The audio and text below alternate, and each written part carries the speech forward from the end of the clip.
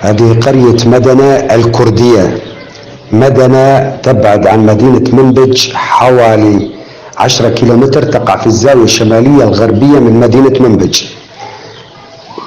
كل الضيعة كرد من عشيرة كيتكان، يتكلمون الكبار اللغة الكردية، أما الصغار لا يجيدون اللغة الكردية.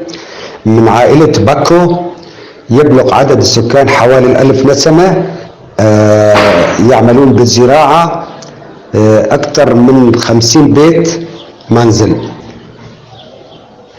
وتقع في جوارها قرى عربية، ضيعة كمان اسمها مدنة العربية، ويحدها من الشمال قرية شويحة عرب.